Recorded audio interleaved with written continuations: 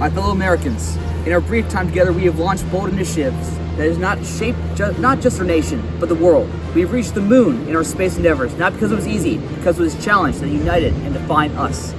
We established the Peace Corps, sending American volunteers across the globe to foster education, share knowledge, and bridge culture, providing that service is a powerful tool for peace.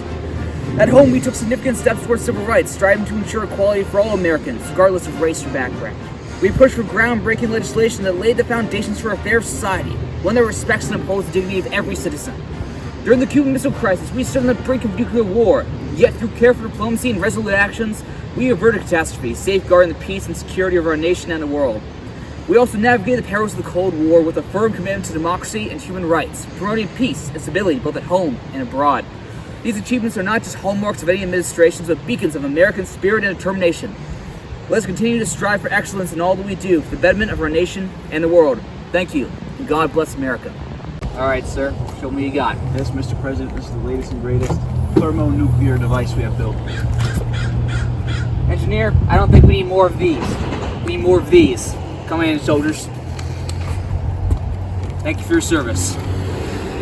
In 1961, I launched the Peace Corps to promote global peace and friendship. We aim to foster mutual understanding and cooperation.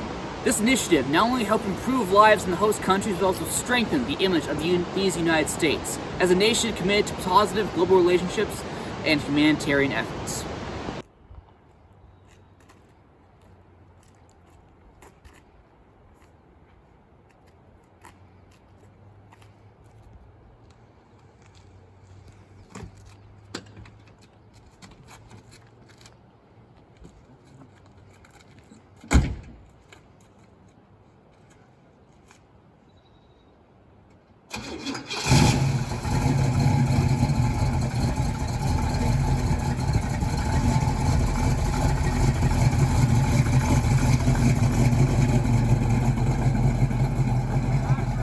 My name is John F. Kennedy, and this right here is our finest engineer at NASA. Ready to launch something in space today? Of course. All right, I have a request. Can we launch this up instead? Yes. All right, let's do it. Here's John F. Kennedy. Flag bearer, please ensure it is American.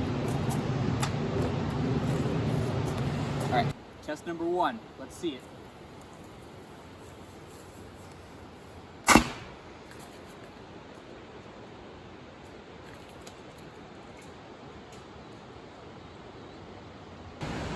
During the Cuban Missile Crisis in October 1962, I managed to face the Soviet nuclear missiles just 90 miles from our shore. Through tough negotiations with Premier Khrushchev, I managed to free America from the threat of nuclear missiles in Cuba and the Soviet Union. Go. Mr. President, we need to nuke Russia. We need to invade Cuba. No, you got it all wrong. Just gotta talk to these guys. They're pretty sensible people. Mr. Castro, Mr. Khrushchev, nice to meet you both. How's it going? Oh. How you doing? How about we don't invade Cuba, you take your nukes out of Cuba? Alright, I'll agree to that. Alright, awesome.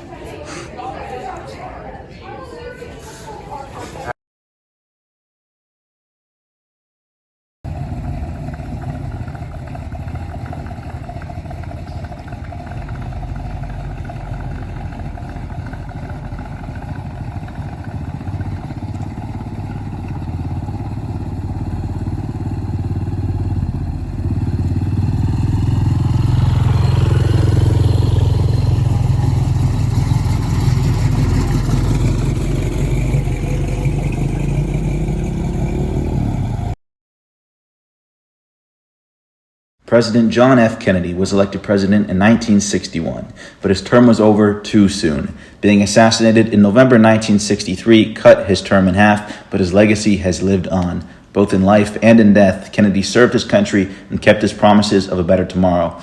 I'm Lyndon B. Johnson, and I was a vice president under the Kennedy administration. I saw firsthand how, despite his wealth, his aura that captivated America led to his proposals being furthered, ultimately leading to many of the civil rights and voting legislation pieces that protect our democracy today. His efforts in the space race have ensured a multitude of various levels of work in America, and his efforts ensured a lasting economy. Similarly, his foreign policy helped to ensure that we wouldn't go to war, and that if we did, we'd have every means in the world to protect our people. I owe my presidency achievements with the Great Society and other initiatives to President Kennedy. Please consider him to be your APUSH MVP and consider how his actions have benefited you and your families.